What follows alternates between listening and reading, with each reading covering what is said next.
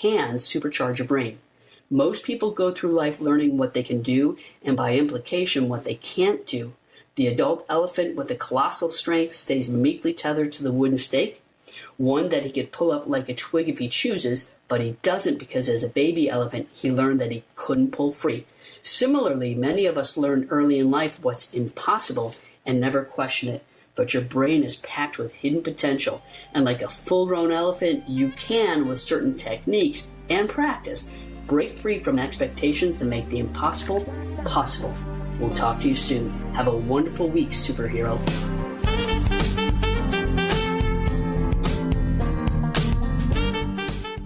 The preceding program, Mind Over Matters, was sponsored by TCF IHW LLC, and to the extent applicable their guests. The views and opinions expressed therein do not necessarily reflect those of Heartland Signal LLC or its management.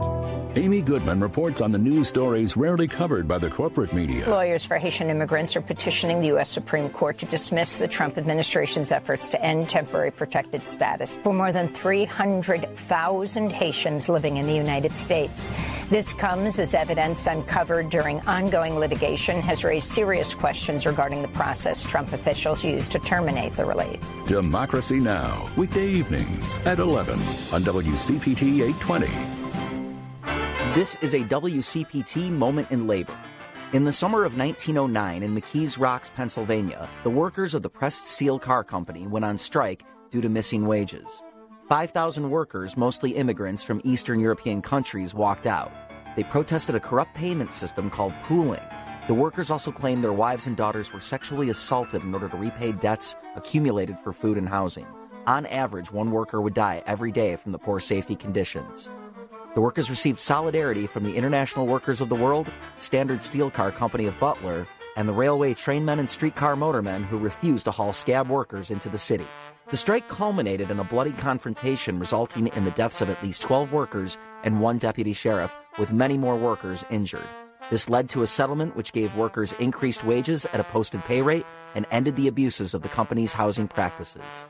This has been a WCPT Moment in Labor. We're working for your rights.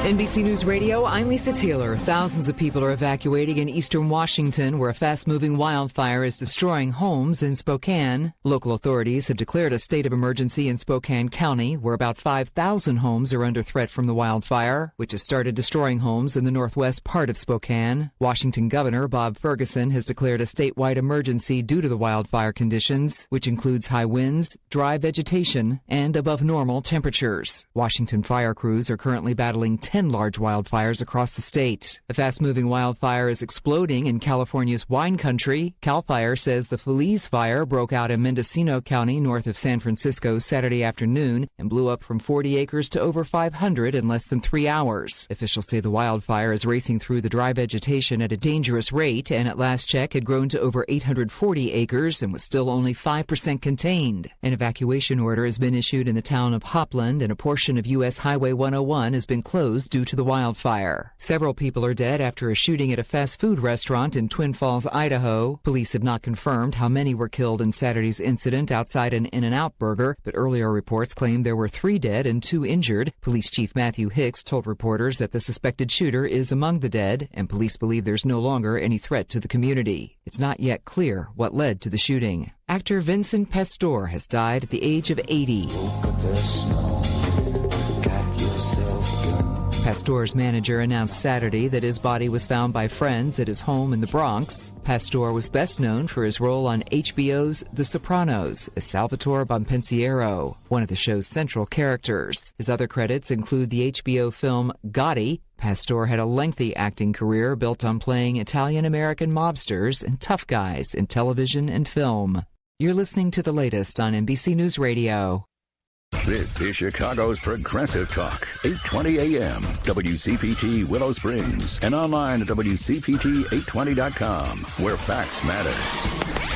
Tired of all those talking heads down the dial who think they're always right? People need to just calm down. It's gotten ridiculous. Welcome to WCPT 820, where facts matter. Quite frankly, I get most of my news from you. This is WCPT 820, Chicago's Progressive Talk. Where Are They Now with Art and Bobby. Our guest, the actor that played I Love Lucy episodes as Little Ricky, is going to be our guest today. And I hope I don't destroy his last name. Keith Thibodeau, Cajun French name. Welcome, Keith. Good morning. How did I do on your last name? You were very French about it, I'll tell you that much. Oui. Tune in to Where Are They Now with Art and Bobby, Saturdays at 10 on WCPT 820 AM.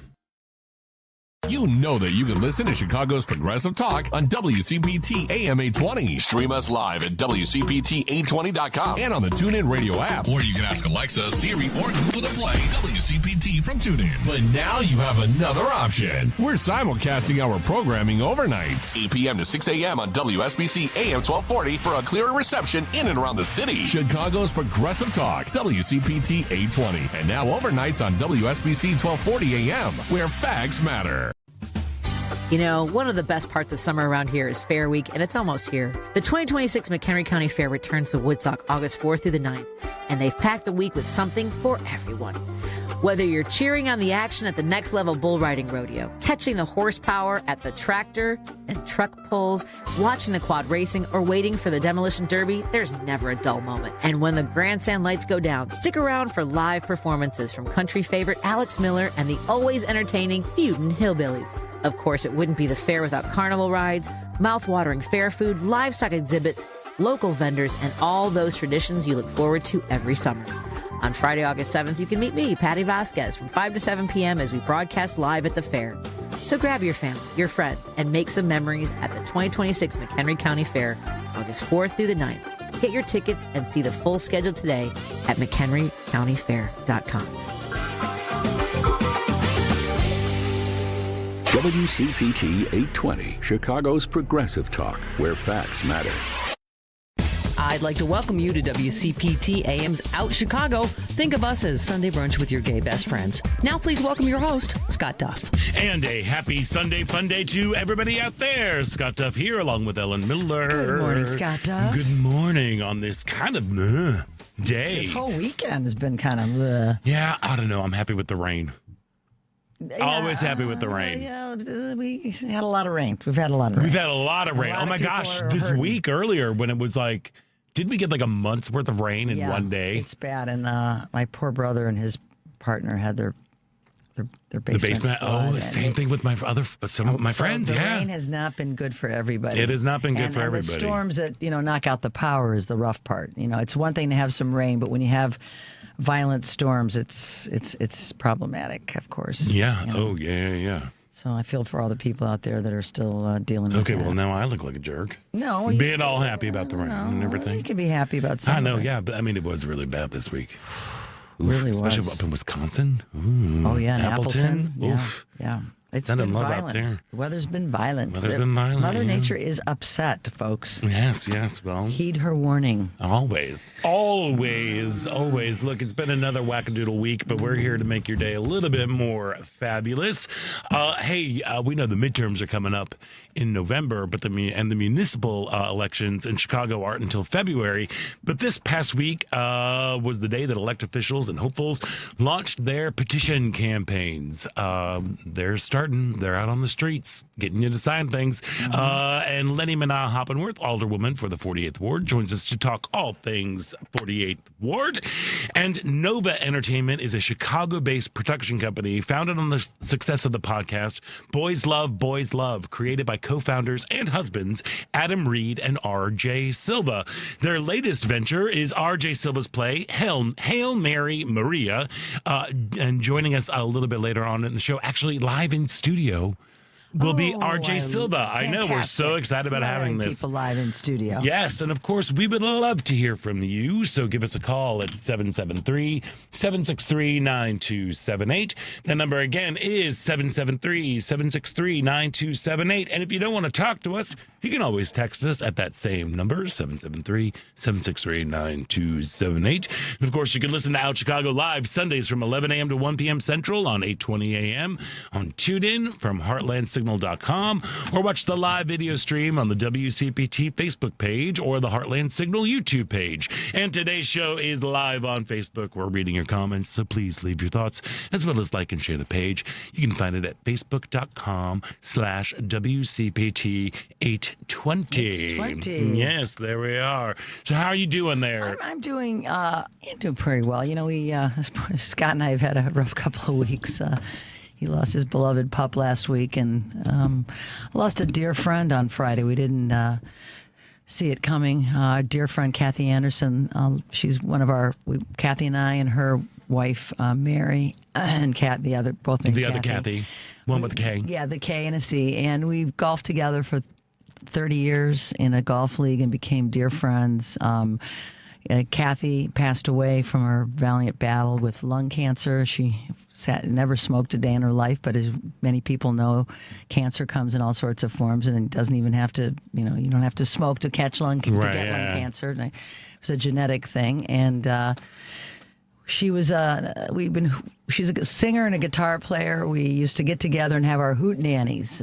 She was one of the hoot nanny gals. Yeah, she was one of the hoot nanny gals I talked about on the show, and beautiful singing voice. And you know what? This is a great story. She's a twin, and her sister lives in Alabama, and her twin sister, she had a set date every week where she and her sister would play guitar and sing together on Zoom. What? And nothing could come between that date. I mean, it's like she was like adamant about that time with her sister, and she was a kind, beautiful spirit, and it was just kind of shook us to our core when we were walking out the door to go to Wrigley. Our friend Billy Branch played the national anthem Friday beautifully on harmonica, and we were literally walking out the door when we got the message she had passed. And we're all aging here. Scott and I are aging. He was a young guy when we started working together. Now look at us. I know. Now I'm we're an both old over biddy. 50. Yeah. But it's just time. It's sad.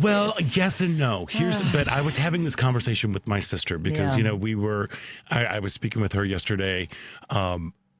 She is a priest, and she's like have another funeral that I have to do, and we were talking about the pup. I found out that a friend of mine, out of nowhere, we just found out that he has an aggressive and inoperable brain tumor. I found a former student of mine was diagnosed with a form of leukemia and is having to go through a bone marrow transplant. And we were talking about all these things about how, I guess, is this the season that we're in terms of our life? Because, in your 20s, it's all about going to weddings, and then 30s, it's like baby showers and stuff. And then as you get older, it moves into funerals. And she's like, no, we're too young. We're too young to be doing this. And it made me pause and be like, well, then maybe we're just blessed by having so many people in our lives. And I think that is part of the thing. If you are lucky enough to have your community be growing and being able to take stock and to reach deep into those relationships that you have, unfortunately, that's part of the pain of having a broad community. It's so true. And it's also one of the joyous things, because so now you've lost somebody from your community, but then the rest of the community members, like your hoot nanny gals, the golf ladies, coming all together to hold each other up and to hold her wife through everything. So indeed. When I was a little kid, my parents lost some friends to cancer, and I remember thinking, I don't want to get old. I'm watching my parents lose their friends, and I don't want to be losing my friends when I'm that age. Yeah, it was always on my mind. But she never missed an Out Chicago. She never missed coming to my shows. We're very blessed, as you say, to have a community, and there's certain people you're like our circle. She was part of she and her wife were part of our circle, and it's painful when people leave, but you have to look at the great memories that you had and how wonderful they were in your life, and that we shared so many good times and so many songs and they were at our wedding, and they were, we talked about you're golfing, but you spend those 3 hours just talking about everything. Whatever, everything and everything, anything and everything. Camaraderie and friendship. So well, and also not to deny the sadness. Yeah. I'm not saying that you shouldn't grieve right, or mourn or anything. It's so funny. A friend of mine in Memphis. I guess again we are blessed because we have so many people in our world. She had lost a friend. And she remembered, growing up and watching her parents, grandma or older people, just receive news that somebody had passed. Right. And she's like, "Why? How are you just not unable? How are you just not getting through? How are you getting through? How are you just not completely wrecked and devastated by this?" And I think part of it is, time. But you just kind of learn that this is a part of life. It is. It's just sad when someone's that you spend a lot of time with, and that your friend is suddenly gone. And she didn't suffer long, so we're grateful for that. But just my thoughts go out to her wife Mary and her sisters, her family. We're going to get together in September on the 12th and have a memorial for her.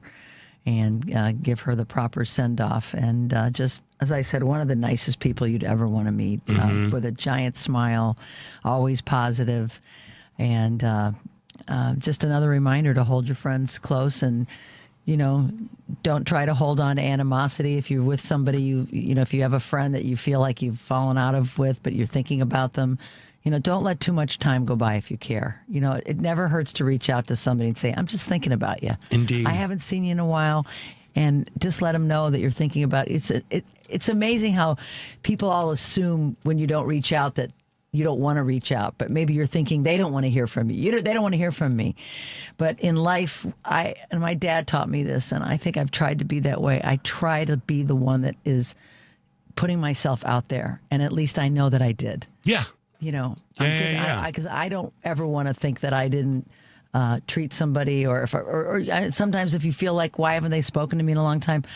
Hey, is there something that I said that I may not have realized? Because I don't know what I've done to not, have you in my life anymore. To just rethink, because life is short. I had a big milestone birthday, and, it is hitting me about, people make my friends and Kathy, you're always doing stuff.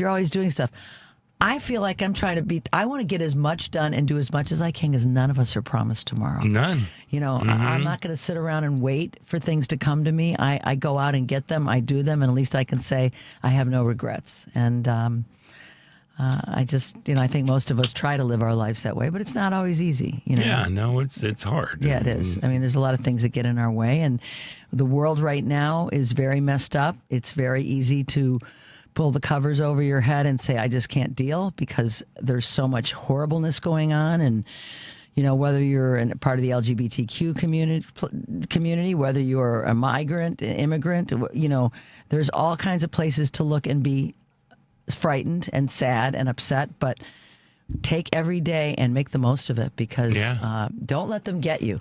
Don't let them win, as I like to say. So that's just my mantra, is just hug your friends, love them, hold them close, and just live life to the fullest.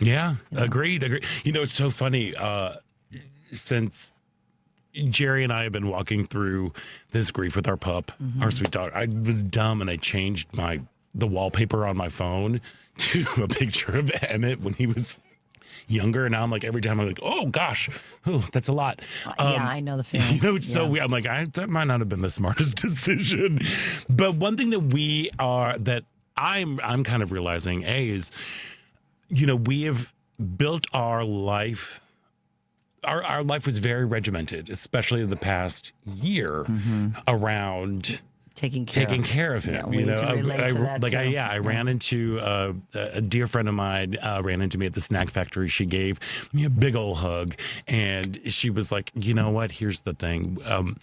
We gave our dogs, because she lost her dog, Daisy, a couple years ago, but she's like, we gave them a great life. They were well cared for, because dogs don't live that long, Never long enough. So we were kind of, but just so our life has been very, very regimented, you know. Yes. I'm surprised. I'm like, wait, I have so much time now in the mornings.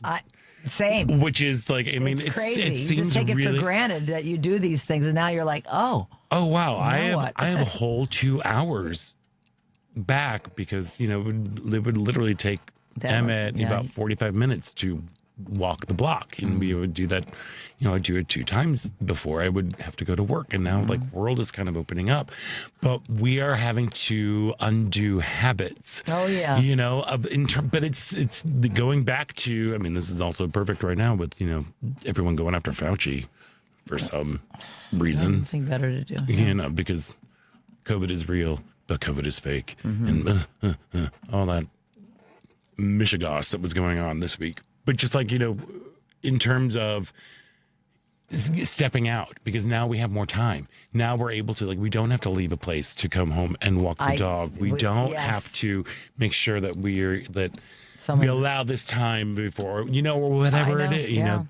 And it's a mixed bag, you know. You're kind of like, oh, I feel guilty that I feel this relief, but I'm also like, I'm relieved that I feel relieved. Or Scott, in the winter when it was so brutal out and we saw everybody with their dog, well, we're sad about our Maggie, but I'm not sad that I don't have to run her around the block right now in the frigid cold. I mean, there has to be some, you know, something that you take from it. It's bad that the dog is gone, but you have some time to yourself that you, especially when our dogs were both ill. Yeah. You know. Well, and it's not necessarily. That's what I'm talking about. It's not necessarily about. It's more about what you were talking about seizing the day and grabbing and and going and YOLO and all that good stuff. I'm realizing, we have a lot of work to do to undo these habits because we fall into certain rhythms. Like years, you know, over a decade, you fall into these habits, you know, these rhythms, not habits, but these are the routines you do when you have a living creature you take care of. Like I always walk the dog before I came into the show on Sundays because I got to think about what I was going to talk about in the show and clear my mind walking her. And, you know, I don't do that anymore. You know, part of me was just thinking I should just walk her on the block anyway. You know, it's so funny because I was looking at my steps. Yeah. Because like I walk a lot. Usually I'm like somewhere between like 16 and 18,000 steps a day. That's a lot. Yeah. And then yesterday I was looking at my steps and I was barely at 2,000. Yeah. I'm like, oh, okay. So I'm like, hey, Jerry, I think what we need to do, I think we need to, like, Saturday mornings, because Saturday is the only full day that we have together, even though I spend a good chunk of it prepping for the show. Right. Is like, we need to go out together and we just need to walk. We need to, like, no music, no headphones, just like, let's go for a walk. You know, it'll be good for us and we can just sit and we can talk about, like you said, like we can clear our heads. We can talk about, like, well, what do you think we should talk about on the show? No. But there are things that we need to. There's work that has to be done. The work of unspooling. Well, and also just the work of moving through grief. Yeah. You know, this week, holy smokes, was this week a mixed bag at Ye Olde Snack Factory. Really, what happened? Well, I mean, it's just like the chit chat that you have. The jibber jabber that you have with customers at their register. Yeah. You know. How are you today? Yeah, or a simple. Open up a whole can of worms. How's today going? And like last week, I had this. It was this 1 hour was just like this emotional roller coaster. Like I had this lovely person come through. I'm like, how's your day going? She's like, it's great. I just got a job. And I'm like, that's amazing. You know, like congratulations, you know, where are you going to be working? She's like, well, I just became the shift manager of this Qdoba that's going to be opening on like Irving and Western. I'm like, oh my gosh, that's right across from Lane Tech. You're going to be really, really busy. She's like, I know, I'm excited. And almost 3 months ago, I beat cancer. Oh my and just God. went blah. And I'm like, what? You buried the lead. I know. I'm like, oh my God. Okay. And I'm sitting there like grabbing my coat. I'm trying to talk to her. And I'm like, Lauren, go grab flowers. Yeah. Go quick, because I'm finishing packing up. Yeah. You know, and so and I just gave. That's so sweet. And we gave her some flowers, and I was like, made her day, just the I'm like, gesture how are you that. doing? Like, congratulations. Like, you got a new, and look at all this stuff that's happening in your world. And we stood there, we're hugging and we're crying in the middle of Trader Joe's. That's a beautiful You story. know, yeah, it's wonderful. And then, like, 2 people later, I'm like, what does the rest of the day hold for you? It's like, I'm adopting a puppy. Oh, are you kidding me? Are you kidding me? You know, so it's just, but I think it's one of those things where it's good to talk about feelings. It's good to be out and active and moving and doing things. Yeah. I think I was, you know, the other day, so we have a loft in our place, which is where like our TV is and everything. We haven't been up there in basically since October. Like we'll go up occasionally, but it's because he would try to follow us and he could get up, but it was hard for him to get down. Like there was one night he fell down this. It was awful. So I went up there and the plants that were up there were like, why have you forsaken us? So you hadn't watered them? Well, fortunately, they're like really hardy plants and stuff. But like there were 2 monstera and like in a spider plant. So I'm like, let me just bring you. I brought them downstairs. I brought them outside. And I spent the day like, you know, let's like restaking them and like attaching them to their little posts and stuff and just kind of like giving them attention and being active with my hands. And I found it to be so therapeutic, especially when it's like with something that is making something grow. Right. Yeah. You know, I'm that way with our garden. You know, it's Kathy and I get a lot.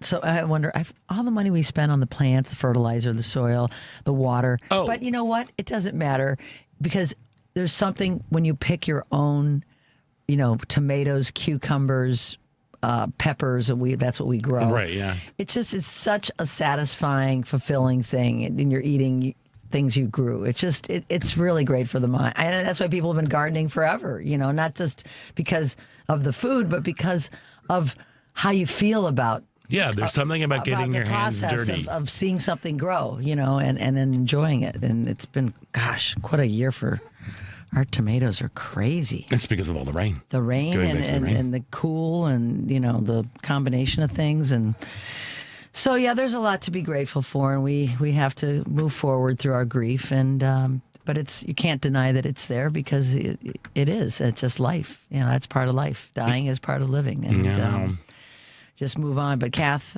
wherever you are, we love you. And we know you never missed an Out Chicago. And those are truly dear friends, you know, and we're very blessed to have had those people in our lives and continue to have them. Yeah. And may her memory be a blessing. Absolutely. There we are. And now I have to say words that are about mortgages. Okay. You know? There's no smooth transition into that. I know. But hey, this part of Out Chicago is brought to you by Team Hochberg. If you are looking to purchase a home or refinance your existing home, call Team Hochberg, your trusted local lender with nearly 800 5-star Google reviews like this one from Chuck. My wife and I were looking to purchase a condo to be near our grandchildren, and we weren't sure where to begin. So we contacted Team Hochberg, who did an excellent job. David Hochberg was a breath of fresh air, no baloney, and very transparent, which was refreshing. He knows his stuff like the back of his hand. No gimmicks, no BS. Thank you, David. Let's review. Chuck and his wife wanted to move closer to their grandchildren, so they contacted Team Hochberg. David answered their questions and helped them purchase a condo near the people they love most, their grandkids. If you want the same outstanding service Chuck, his wife, and thousands of WCPT listeners received, call Team Hochberg at 855-563-2843 or visit 56david.com. The number again is 855-563-2843 or visit that website you know and love, 56david.com. ACM Equal Housing Lender, NMLS 643114. We are going to take a quick break, and when we come back, we're dipping our toes into masculinism. Can't wait to hear about that. There we are. So stick around. You're listening to Out Chicago right here on WCPT Heartland Signal.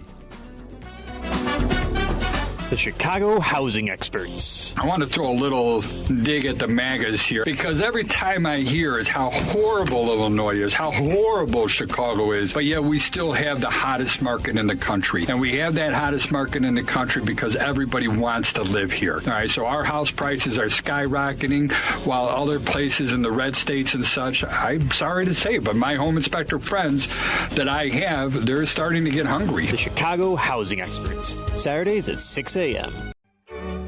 This summer, celebrate music, community, and unforgettable nights under the stars at Ravinia. Experience Brandi Carlile, Grace Jones and Janelle Monáe, Hugh Jackman, and Chance the Rapper, plus performances from the Chicago Symphony Orchestra all season long. Live music, iconic artists, and summer nights await in Highland Park. Tickets are on sale now at ravinia.org. Let's face it, most of the email you get stinks. You have to fill out some form, or a package is delayed, or a candidate you never heard of is asking for $5. But Heartland Signal has a newsletter, Radio Free America, that will actually make you want to open your inbox.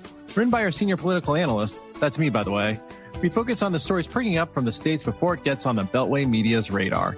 That means you know tomorrow's news stories today. We try to keep it interesting. We all know the president's a bad guy, so we don't dwell on him too much. Rather, we focus on ways to address the root cause of Trumpism, like how John Ossoff figured out how to address corruption, or what state-level Democrats can do to stop gerrymandering, and why you don't have to worry about Spencer Pratt being the next Trump.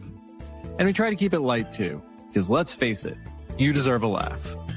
We never share or sell your email address, and you can unsubscribe at any time. Sign up now at heartlandsignal.com/newsletter.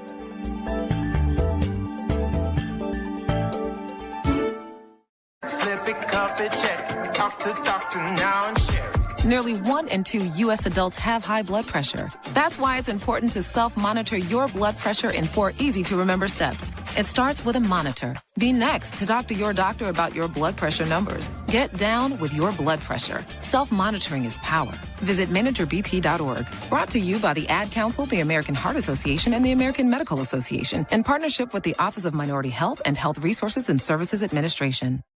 This is WCPT 820, where facts matter.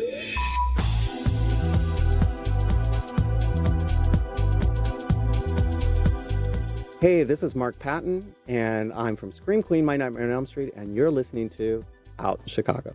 Welcome back to Out Chicago. Scott Duff here, along with Ellen Miller, rolling along. Sure. Yes, we are. Hey, tomorrow on Choose Views, Richard Choose guests are Matt Dunlop, 2026 candidate for Congress in Maine's 2nd Congressional District, Karen Hunter, host of The Karen Hunter Show on Sirius XM, and Mike Nellis, Democratic strategist and host of Endless Urgency with Mike Nellis. Also this week, Tom Hartman will join Richard to talk about his new book, plus Chicago Mayor Brandon Johnson. That's Choose Views.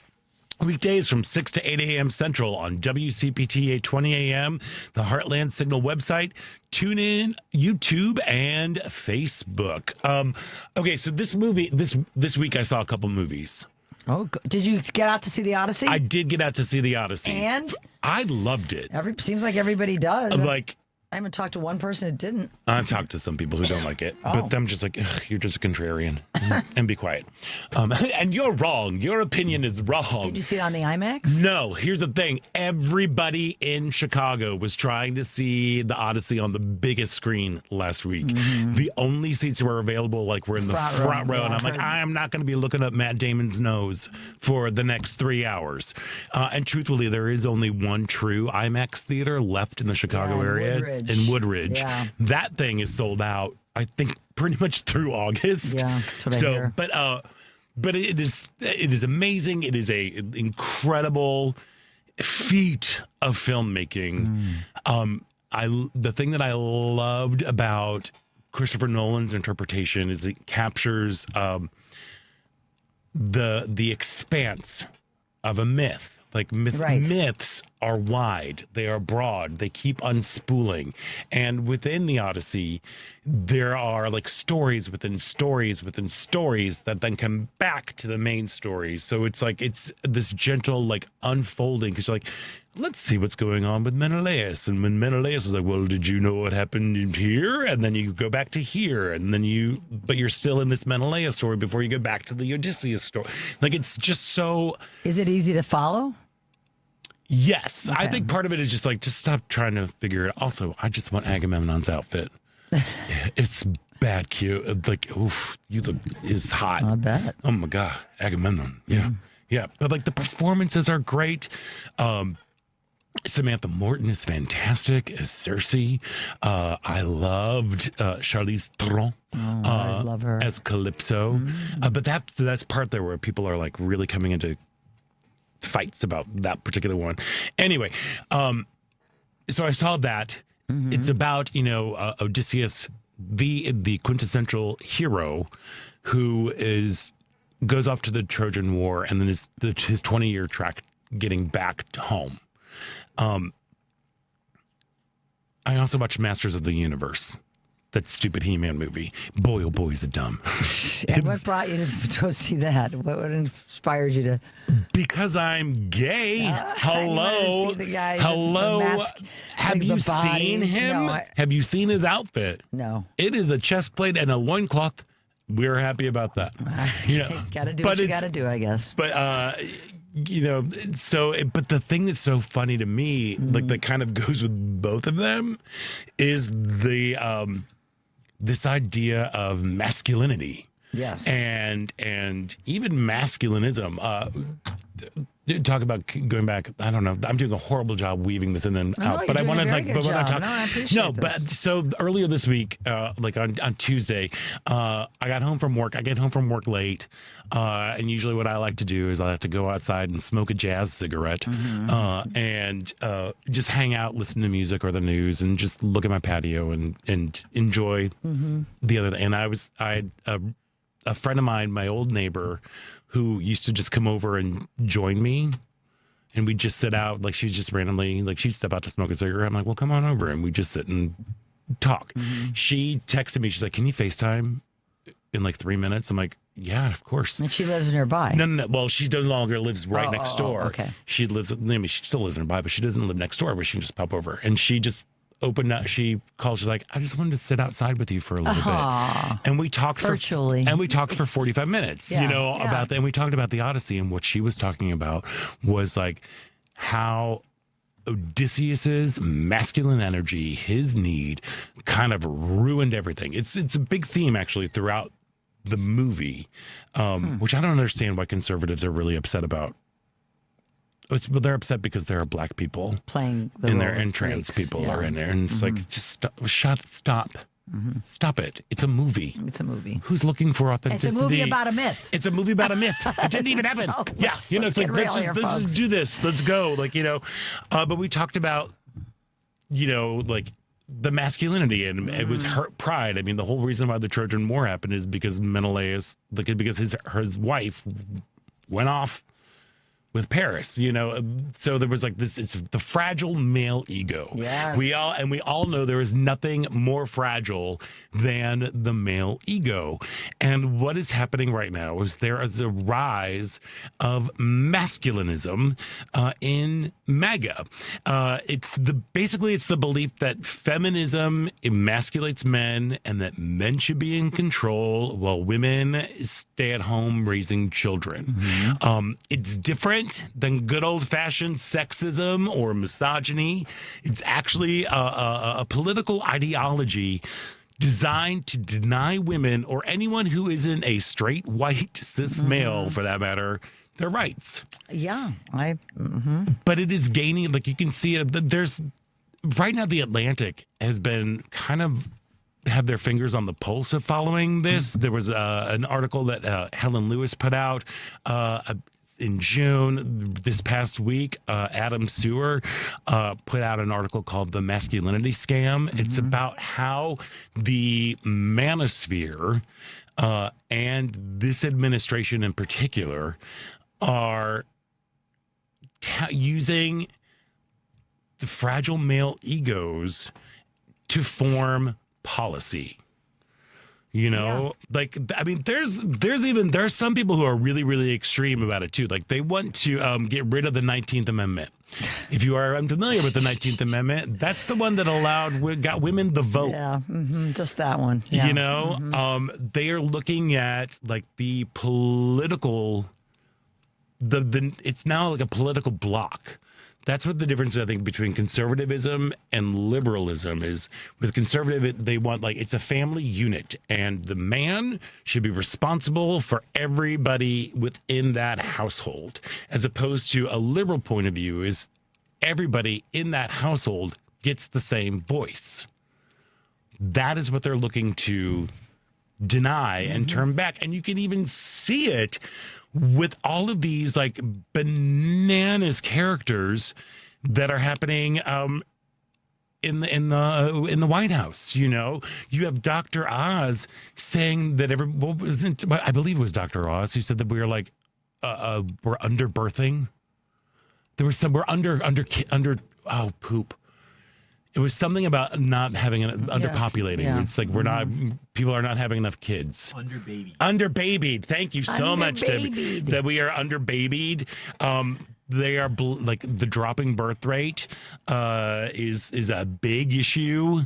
Yeah, maybe if they hadn't screwed up things so bad, young people would want to bring kids into the world. But right now, between the affordability and the scariness, couples are thinking twice about birthing babies. Yeah. Right? 100%.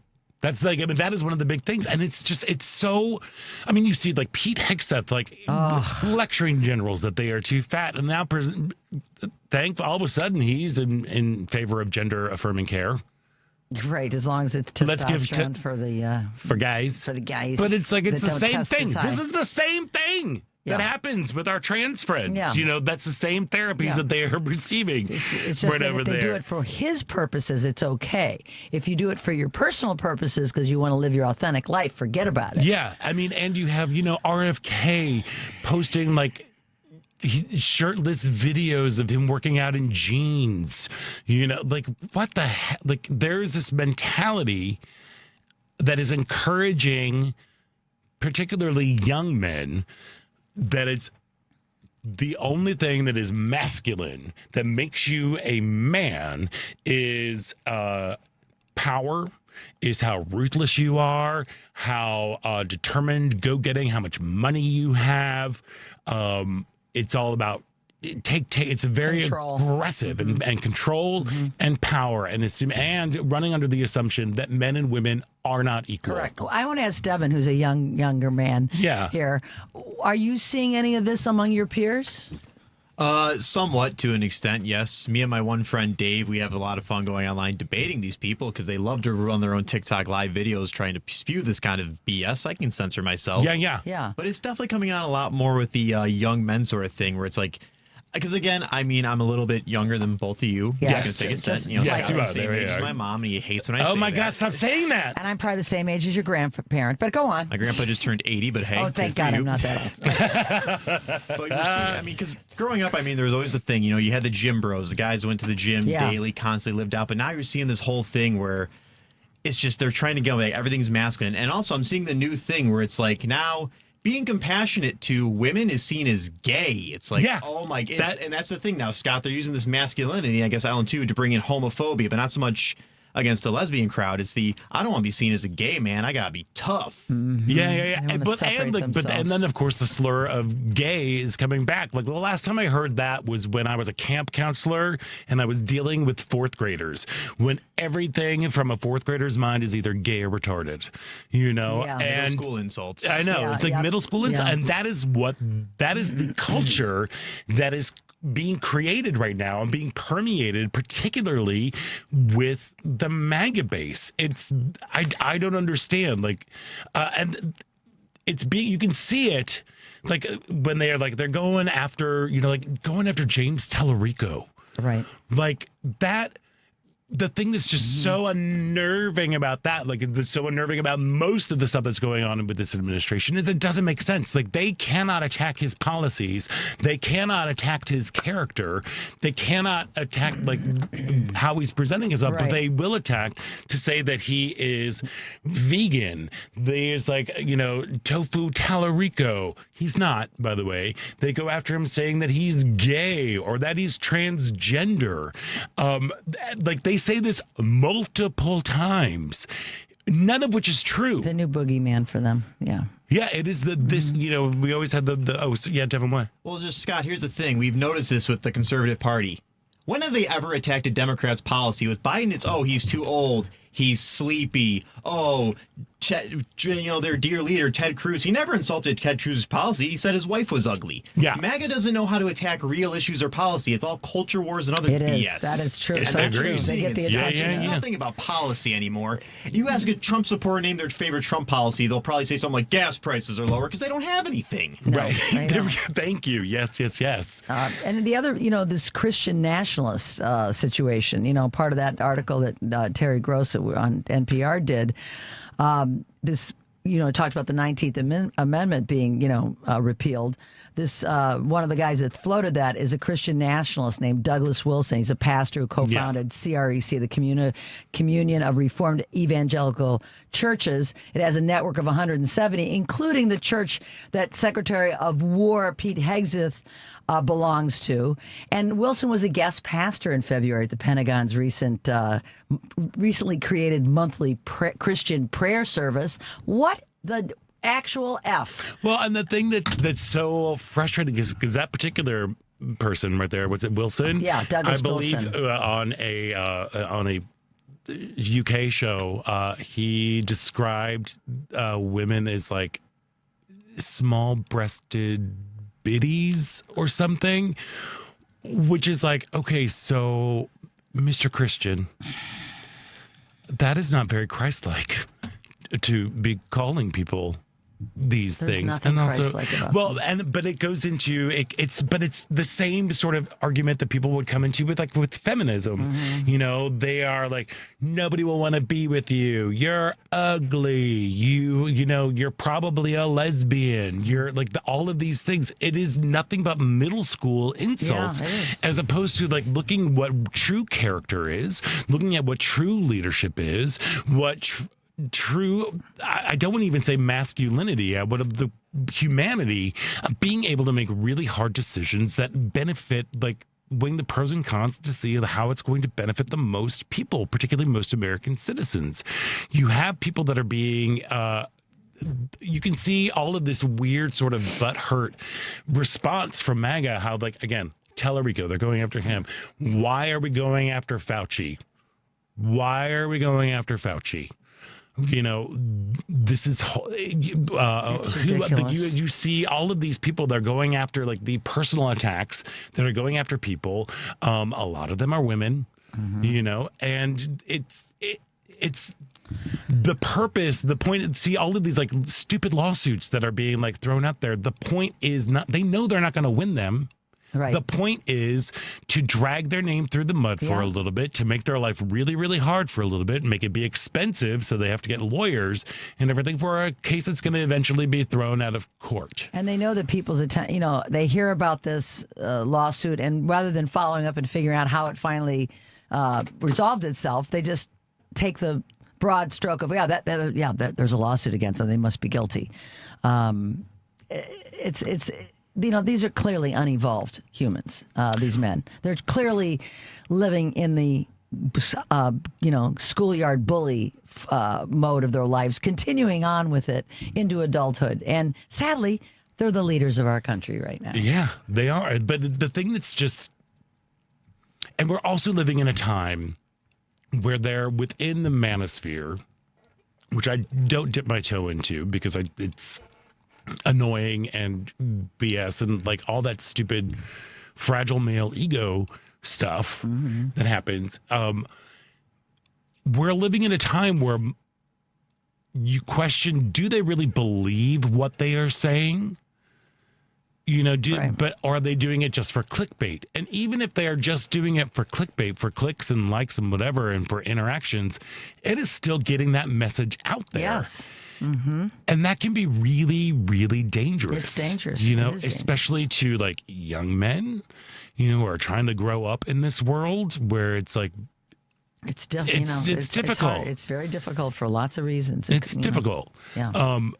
But it's like, it just has to It's stop. mind-blowing. There's people out there actually wanting to repeal the 19th Amendment, but it's real. It's real. Yeah. It's true. What are some of the other things that they want to? They want to.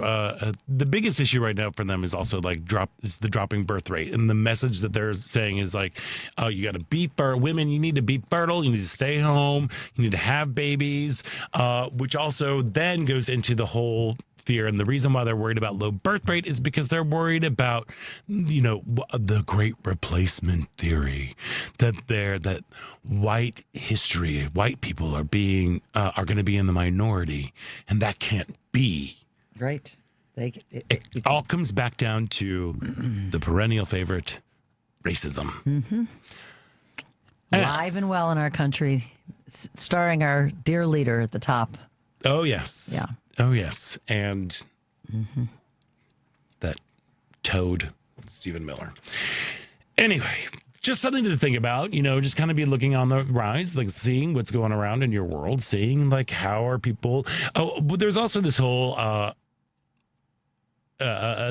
concept of homosociality, which is men who only associate with other men and who see themselves in relationship to other men. They don't have women friends. They don't interact. I'm not saying that they are part of the LGBTQ community. Right. It is literally like you have incels who are people who have rejected women, who are so repulsed by women that they refuse to even have sex with them. They put them in a separate box, and then they, because they don't want to go there because, going there would mean they would be vulnerable and open to, No.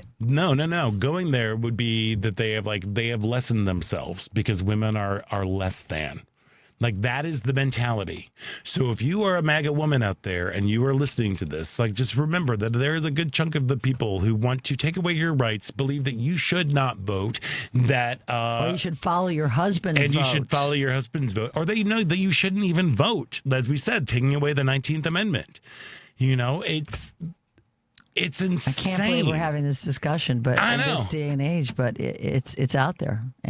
But here we are. Here we are, and we should be taking a little breaky. So here we go. We're going to take a quick break, and when we come back, there is more Out Chicago right here on WCPT Heartland Signal. The Hal Sparks radio program. Some people are like, they talk about their pets like they're their kids, but can't leave your kid at home with a dish of water and a dish of dry food and then, poop him when you get home and he's still well-adjusted and happy to see you. It seems like it's worth a go, though. I'm not going to discourage this experiment. No. Terrible experiment. You're so wrong. Hal Sparks, Saturdays from 11 to 1 on WCPT 820, Chicago's Progressive Talk. You know that you can listen to Chicago's Progressive Talk on WCPT AM 820. Stream us live at WCPT820.com and on the TuneIn Radio app. Or you can ask Alexa, Siri, or Google to play WCPT from TuneIn. But now you have another option. We're simulcasting our programming overnights, 8 p.m. to 6 a.m. on WSBC AM 1240 for a clearer reception in and around the city. Chicago's Progressive Talk, WCPT 820. And now overnights on WSBC 1240 AM, where facts matter. All right, we kept you waiting. I know what you want to hear. Riot Fest is back. Riot Fest in Douglas Park in Chicago, September 18th through the 20th. See all your favorite bands: 21 Pilots, Iggy Pop, Rise Against, Pixies, Tool, Social Distortion, Alanis Morissette, Elvis Costello, and many more. Tickets are available right now at riotfest.org. But make sure to listen to WCPT in August for your chance to win a pair. Riot Fest. Tickets available at riotfest.org.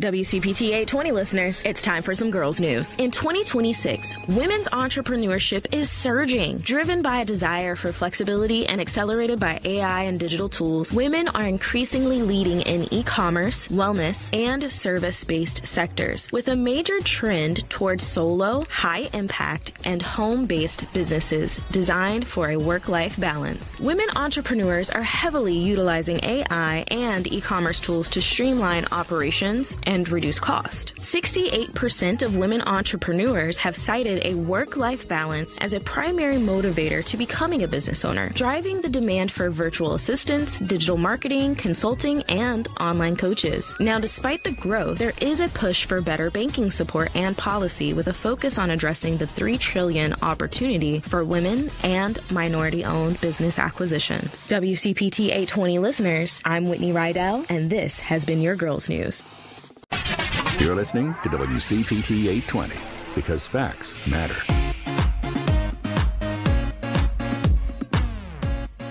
Hey, this is Kathy Richardson, America's sweetheart from Jefferson Starship, and you're listening to Out Chicago.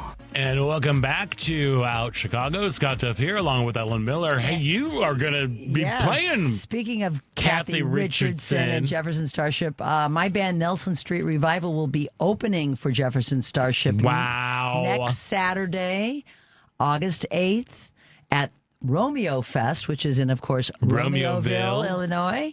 And we're excited to do that. And there might be a little special surprise from our friend Kathy, who might just be joining us for maybe one song, kind of rock out together like we did when the band was first formed. Kathy was one of the lead singers in the band, and she ended up going back into Jefferson Starship. But of course, because they're a little more famous than Nelson Street Revival.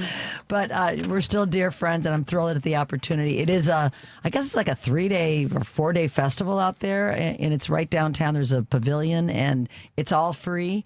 Our show starts at 7:45, and Starship goes on at 9:30. Right on Saturday. So come on out to Romeoville. Come out to Romeo Fest and cheer on our band.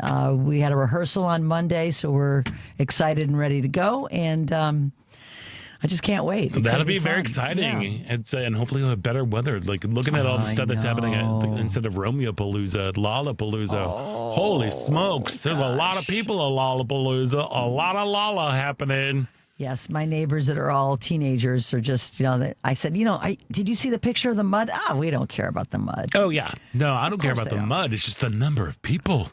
Did you ever go? Have you ever gone? No. I See, here's the thing. As I've gotten older, but even like when I was younger, like those gigantic music fests never, ever interested me. Mostly because I need a bathroom. I need a regular bathroom. I don't need a porta potty. I can't do that. That's nope. But I get a little freaked out in crowds.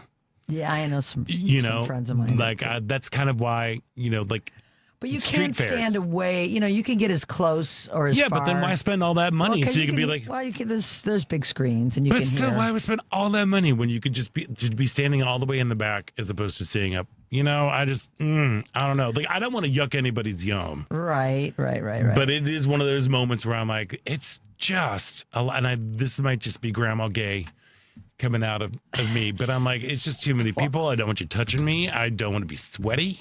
I went in 2009, the first time to Lollapalooza. I don't know if it was the first time, but I went in 2009, and I parked in what used to be the Monroe Garage, and I popped up to come out and go to the fest, and I quickly had my brand new first iPhone 4 stolen out of my pocket. Oh. I got the bump, and I knew something had happened, and apparently there's still a big iPhone thieving ring. They're white looking. They're white people that are looking unassuming. They look like they belong, and I knew exactly who got me after I realized I was the one gotten because I saw a guy look at another. It was a guy with a backpack, white guy, baseball cap on. I had it in my cargo pocket, and we had the they had the Find My iPhone thing even back then, and I was on with AT&T, and we were like running through the chasing, like I want to find it, but how am I gonna? Because they and what are pass you gonna it do? Off. I know, you know what? Like, exactly. what are you gonna do? Be like, give me my phone back. You know, what are you talking about? It's so sophisticated. The guy that took it passed it off to somebody else to pass it off to some. I mean, I was watching how this phone went through the crowd, but I hear it still happens. So if you're listening before you go out, well, also there are like white people behaving badly down there. They're I think they're on the like fights that are going on. They're like an Eastern European ring, what I understood, because I did a lot of research into it. Into the cell phone thing. Well, no, but I've just been watching like just random fights being broken up by like stupid people from Naperville. They're so high, and people are too high. And even when I went, 20 years ago, I felt like I was so old there compared to, because it's a lot of high school kids. It's a lot of young kids. They used to have McCartney played it once, Mavis Staples. They had some older, but there's less and less of those bands, and more. Right. So you know what's good about that? I don't feel like I'm missing anything. There you go. No FOMO on that one. Yeah, no FOMO. No on FOMO that one. on that one. Not anymore on that one. Yeah. But apparently Charlie XCX did a great job. And people were all wearing green because that's the name of her record, I guess. Mm-hmm. Well, and also her Brat album was nothing but a neon green. Yeah. cover. So it's all green out there at Lala. It was on Thursday or Friday when she played.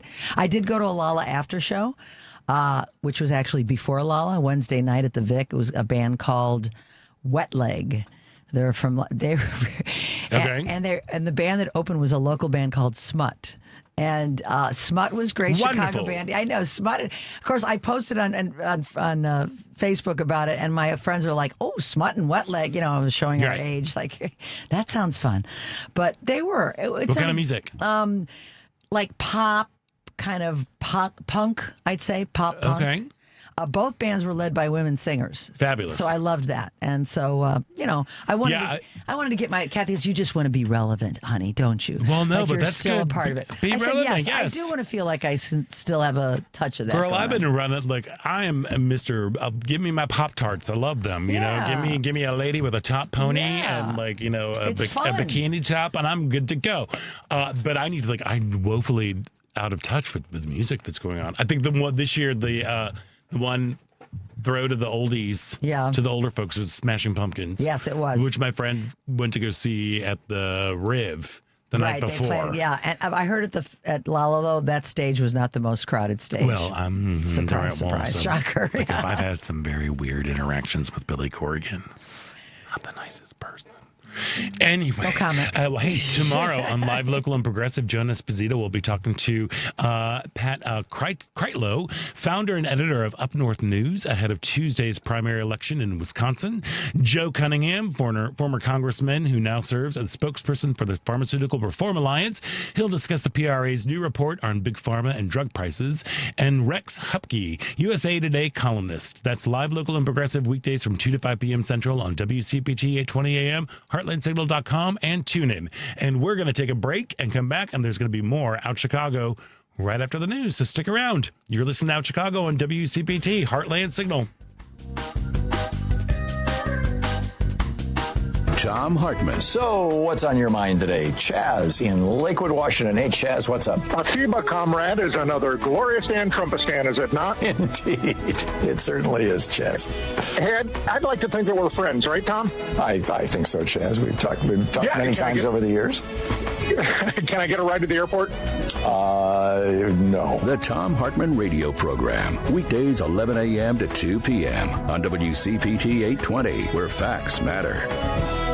You know that you can listen to Chicago's Progressive Talk on WCPT AM 820. Stream us live at WCPT820.com and on the TuneIn Radio app. Or you can ask Alexa, Siri, or Google to play WCPT from TuneIn. But now you have another option. We're simulcasting our programming overnights. 8 p.m. to 6 a.m. on WSBC AM 1240 for a clearer reception in and around the city. Chicago's Progressive Talk, WCPT 820. And now overnights on WSBC 1240 AM, where facts matter. This is WCPT telling you how you can shop blue. As the Donald Trump administration forces ICE to go out grabbing innocent civilians off the streets, it's just kind of ironic how MAGA and even ICE themselves enjoy eating in Mexican restaurants. So let's look at some of the biggest Mexican restaurant chains that support the Democratic Party: Del Taco and Taco Cabana. Now, Del Taco and Taco Cabana are both owned by Yadav Enterprises. The company itself does not donate to politics. However, their founder and CEO, Anil Yadav, only donates to Democrats. Taco Bueno. Taco Bueno is owned by Sun Holdings. Sun Holdings as a company does not give to politics, but their CEO does, and he's kind of varies. He's donated to Hillary Clinton, and he's also donated to Marco Rubio. However, he has never donated a single cent to Donald Trump. So MAGA, since you have a problem with undocumented immigrants but love eating their food, I have a solution. How about you go order a taco salad from Trump Tower? Don't worry, it's as authentic as your president's tan. This has been WCPT telling you how you can shop blue. Driving it home with comedian and activist Patty Vasquez. Patty Vasquez, weeknights 5 to 7 on WCPT 820, where facts matter. NBC News Radio, I'm Lisa Carton. President Trump is holding off on plans to launch a massive attack on Iran. Trump said he agreed to a request by Tehran and other Middle East countries to cancel the attack in order to get a deal done quickly. Trump had warned in a post on Truth Social the U.S. is locked and loaded and ready to go prior to receiving the request last night. Trump noted the deal would include the immediate, complete, and total opening of the Strait of Hormuz and an end to Iran's nuclear threat. He added that Israel is on board with the latest course of action. At least 2 people are dead after Ukrainian drone strikes a warehouse in Russia overnight. A spokesperson with the Russia's defense ministry says it impacted their largest online retailer, Wildberries. Fire crews are working to put out a large fire. Ukraine is looking to dismantle Russia's economy, sabotaging its war efforts against them. Thousands are evacuating in eastern Washington state as fast-moving wildfire threatens homes in Spokane. Local authorities have declared a state of emergency in Spokane County, where about 5,000 homes are under threat from the wildfire, which has started destroying homes in the northwest part of the city. Washington National Guard Major General Gent Welsh says it's the worst he's seen. You've got fires burning in towns.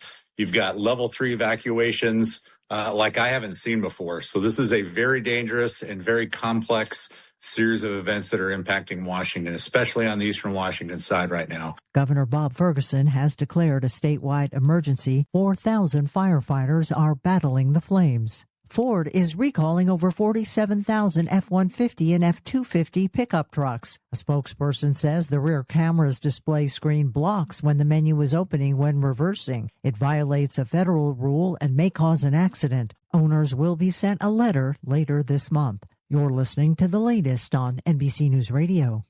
This is Chicago's Progressive Talk, 820 AM, WCPT Willow Springs, and online at WCPT820.com, where facts matter.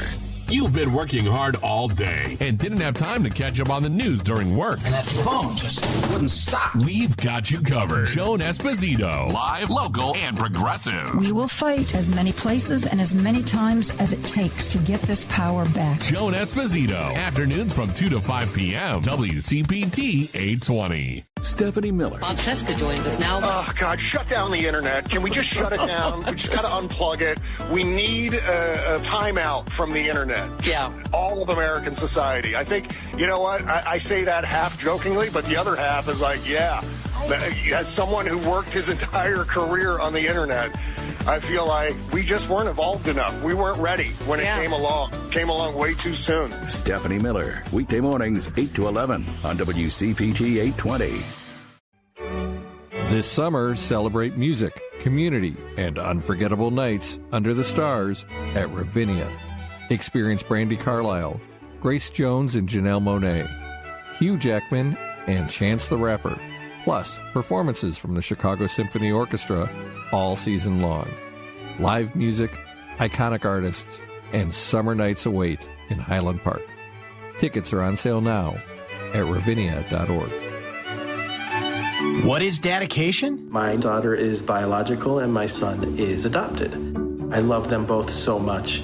from the morning when you wake up to putting them to bed at night and every moment in between. I think a parent's job is to protect our children, but also prepare them for the world so they become good, kind human beings. That's dedication. Find out more at fatherhood.gov. Brought to you by the U.S. Department of Health and Human Services and the Ad Council.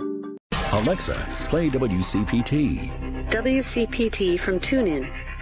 I'd like to welcome you to WCPT AM's Out Chicago. Think of us as Sunday brunch with your gay best friends. Now please welcome your host, Scott Duff. Welcome back to the second hour of Out Chicago. Scott Duff here, along with Ellen Miller. Being grandmas talking about compression socks during the break. We talked about during the break. Girl, that's our secret. Look, no, compression socks are the best. I know, are you used kidding to me? wear them because we had some clotting issues, and I was wondering. No, but I would just wear them like to People go to say work. I hate when something strangles my. Doesn't it squeeze your calves? It doesn't. Well, yeah, but it's more like a little hug. Okay. It's like a little hug. I work with a former nurse who's like, your legs are your second heartbeat. That's true. Thrombosis. Yeah, and thrombosis and everything. So, okay. Yeah. All So, right. but the compression socks are great. Since it's we're like over 50 talk over here. I know, right? Over 50 talk. Do you have your compression socks ready to go for your next trip? Like I said, Grandma and Grandma Gay Yes, right over here. here. We're just grandmas. rolling along with our fingers on the pulse. Yes, we are. Of compression socks. Hey, we've got a great second hour lined up for you.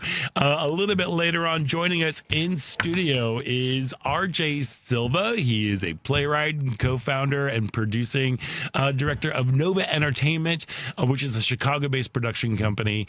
Their latest venture is RJ Silva's play Hail Mary Maria. He's going to be joining us in the studio. And right now, hey, although it is 6 months from now, but let's just start looking ahead. Candidates and elected officials are now kicking off their campaigns with petition circulations for the municipal offices. They're going to be joining us. And joining us now to talk about all things 48th Ward is our good friend, Alderwoman Leni Manaa-Hoppenworth. Leni, welcome back to the show. Thank you, Scott. Thank you, Ellen, for having me back. I'm really happy to be here. Oh, my gosh. How is your summer going? Oh my gosh. Well, same as you, really wet, Yes. really smoky, Yeah. but also very joyful. Over here in the 48th Ward, we're lucky to have Asian Argyle included in one of our communities. So every Thursday night, come out To and the night market. Yes. I got to do that. I know. We're doing it this week. What time does it start? 6. 6. Right? Yep, and then at the end of the night, we all line dance in the streets, and it's a lot of fun. Wow. And are there food booths set up, or is it just going into the different Asian restaurants? How does it work? A lot of vendors, a lot of food booths. There's a lot of retailers on the streets that are small businesses, but also our small businesses on Argyle are also open. So go and check them out, support our community, and have fun and celebrate Uptown. Yeah, and you can swing by Timeline Theater, the new Timeline Theater with their new bar and everything that's going on. Right in the center of it all there. I know. There's a lot of things going on in the 48th Ward. What are some of the highlights? I mean, I know we also have the new pedestrian walkway that has started construction. We have so much infrastructure that is happening right now in the 48th Ward, including the raised intersections that are by our high school, Sen High School, that's along our Greenway on Glenview. I just biked this morning with neighbors down our new Greenway on Granville, all the way from the lakefront to the river west. And we stopped by and waved to the new metro station, which is in the 40th Ward, and who happened to be there but Alderman Andre Vasquez. So we took a little photo there. We've got a lot of pedestrian refuge islands that are popping up on Broadway, which has been in the works for over a decade, but it's challenging because even though the 48th Ward is very small in comparison to, say, Ronnie Mosley's ward, which is the largest in terms of number of streets and sidewalks, we're very condensed, but a lot of our streets are controlled by IDOT. So CDOT and IDOT have to work together, and we've been doing that. So there's a lot of stuff happening on Broadway, a lot of stuff happening on Sheridan Road, and lots of paint for our bike paths. We are working to make the pedestrian experience friendly, not only in Andersonville, where it has been very pedestrian friendly for a very long time, but every sidewalk in the 48th Ward, including on Sheridan Road, which is, of course, right next to the lakefront path. So there's a lot of people that are on Sheridan Road, but what we're asking bicyclists and scooters to do is to not use the sidewalk, to use the designated pathway. Thank you. And how can you make that happen? How do you keep them from doing that? Well, we're going to start with our partners at Divvy and Lime to geofence the scooters, so at least they will not be able to scoot on the sidewalks, because we have a very diverse ward across everything, including race and class and ethnicity, but we have a lot of older folks, we have a lot of dog walkers, but especially for the older folks. You know, a lot of folks that I've been talking to since petition season has started last Tuesday is that they've been here for a very long time, for decades, and they want to age in place, but their bodies are not what they used to be, and a fall could be life-threatening to an older adult. Yeah. So people, even though they are on their bikes and scooters, eventually they also become pedestrians when they get off of their devices, and we want the pedestrian experience to be priority, no matter how you get around or how old you are. So that geofencing, just so people understand how it works, does that mean that once one of the scooters goes on a sidewalk, it's going to stop operating, or how does it work? Exactly. It'll slow down to the point where it's inoperable. And it's already been like that on parts of Sheridan Road, but we have extended it. Especially, I'm talking about where the Lakefront Trail starts on Ardmore, and then north of there. I mean, all of Sheridan Road, yes, but especially north of there, because that's how Loyola students get to the Lakefront Trail, right? Mm-hmm. That's how, like, people from the north, they think that that's the way to go, like head east as far as you can go and then go south. But that's not actual. We have bike paths that we've invested in. We've invested paint on the streets and signage on Winthrop and Kenmore. And those are the ways to get north and south, especially north of Ardmore, to get to the lakefront head.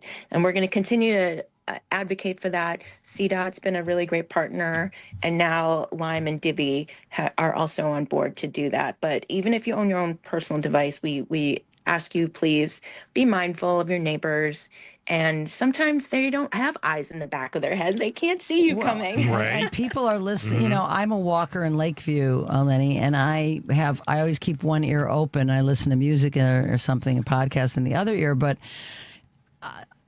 I have scooters racing past me at 20 miles an hour. And I think if I would have moved over a few inches, I would have been wiped out. Taken out, yeah. Mm-hmm. And I, it's just, and I'm like the old, get off the sidewalk. I know. We're on brand today, my friend, with like Grandma and Grandpa Gay. We are, because it's like, I have a motor scooter that I ride, and I don't ride that on the sidewalks. So why should they be riding another, motor scooter? But I wanted to ask you about something else. I was digging into the 48th Ward before the interview, and one of the things that I was reading about was a little bit of controversy over the Fern Hill proposal. And apparently there is some pushback that many residents wanted to see a public park, on that site. And what made you decide that a private development, would be a better option? Well, firstly, thank you for asking. I want to say up front that this is privately owned land. This is Emmanuel congregation. The synagogue has been around since the 70s, and many folks live in the neighborhood and also attend and are members of that synagogue. Mm-hmm. So it is their land, and so we are following their lead at the moment, because what they want to do is stay in the neighborhood, number one, and then number two, see if there's an opportunity to build more housing to get more neighbors in the neighborhood. That land, of course, is along the lakefront, and it has not, that all of Sheridan Road was built up in the 60s and 70s with those very tall buildings, as tall as the buildings downtown. And each of those buildings sometimes are a whole precinct in itself. It's a voting booth downstairs in the lobby with every election. And so they have not seen development to this magnitude, which is a planned development, which is also calls for more vetting through many different departments. And right now, if I could have you imagine on a graph where we are, a map of where we are, we're at the very, very beginning stages. And we still have to go through the plan commission. They still have to put forward many things, including a traffic management plan that has to go through the committee, the zoning committee. And then at the end of it, full city council is going to weigh in and say yes. But that's way at the end. So it's far from a done deal. Is that what you're saying? It's far from a done deal. And also, the city doesn't own that land. Where exactly are we talking about? Isn't it 59? But for our listeners, like if you could, 5900, so that's like Thorndale-ish? Correct. Okay. Thorndale, and it is right up the street from, if you're on Broadway, then you'll pass Swift School, and the Broadway Armory is right there. And then you go straight east, you'll see the Interfaith Park, which is right there on Sheridan, and then it's got a playground and it's got a beach. And then Emmanuel Congregation is just to the north. Gotcha. Yes, I know exactly. So groups Thank you. like Leni, the Edgewater Residents for Responsible Developments, just if you can address, one of their big issues is they don't feel there's been enough public input. And how do you answer that? What metrics have you used to really get the pulse of what's going on in the neighborhood as far as the feeling on the project? We've had, firstly, many conversations. Not only I'm out in the community all the time. I was just there last night actually, but we've had a town hall, in fact at Burger Park, just last week, and we have had multiple ward nights where people can just come to the ward and express any of their concerns that they have in the 48th ward. But pointedly towards this development, we've had 2 public meetings at the congregation, also a virtual town hall where people could come in. We've had surveys that have been provided to folks. 3 different renderings have been presented to the neighbors where people could also give feedback after everyone. We have a zoning advisory committee as well. That's composed. And what is, I'm sorry, thanks. Who's composed, who's on that committee? Yeah, so this is something that not every ward office does, but we invited folks who are interested in zoning issues to sign up and be a part of our zoning advisory committee. And we've had upwards of 20 people on the committee at some time. And so if there's any changes in zoning, so zoning is simply, how do you use this land? What is allowed to be built on this land? In Edgewater, we're very fortunate to be able to say we don't have any, commercial manufacturers that are here now who want to come in, right? That's actually a zoning thing. Mostly what we have is residential and businesses. On Sheridan Road, Emmanuel Congregation was zoned to be like a single family home basically. And it's sandwiched by these skyscrapers, these towers, these very tall towers. Yeah. And so that's the issue right now. What makes sense for a neighborhood? What is going to be beneficial for the neighborhood? What are the challenges to build something other than what it is right now? And Emmanuel Congregation knows that what they have right now is not sustainable for them. And so they're looking to the community to say, this is what we're proposing. please give feedback. You can also give feedback directly to Emmanuel congregation, and because they have been also in attendance at all of these meetings. Again, this is something that the city isn't putting forward. It's privately owned land. Emmanuel congregation wants to stay, and we are all asking everyone to work together to figure that out. Yeah, thank you so much for talking about that, because I know it seems to be a little bit of a hot button issue in the ward from what I was reading. So I appreciate you addressing it. Yeah, I mean, I think generally the conversations around the neighborhood, no one disagrees that this is a fantastic neighborhood to live. Nobody, if you landed here at some point, whether it's in the 60s, 70s, or early or later on, once you touch Edgewater and the part of Uptown that we represent, no one wants to leave. But it's becoming very unaffordable to stay. Rents are going up, and vacancies are very, very small, and we want more opportunities for people to enjoy this beautiful neighborhood. And I think people agree we need more housing. I think it's just they wish it was more in the central business district as opposed to along the lakefront. From what I read, they're all for more affordable housing, because that's the mentality in Edgewood. We got very activists there and people that care, but I think there just seems like the location seems to be obviously controversial for people. But hopefully you're going to continue to get feedback, and people what the people want will be inevitably what happens. So. Yeah, and I also think about how we're not the central business district, and yet we have a lot of business in the 48th ward that are small mom and pops that have popped up along the red line stations, including, for instance, I was just at Loaves and Witches. Loaves and Witches is so good. It's so good. Sounds good. Good. It's so good. Yes, and it's so good and so fun, and they're just so fun. So that's just an example of a small business that popped up along the trains, and truly that is how Edgewater was built way back in the beginning of time.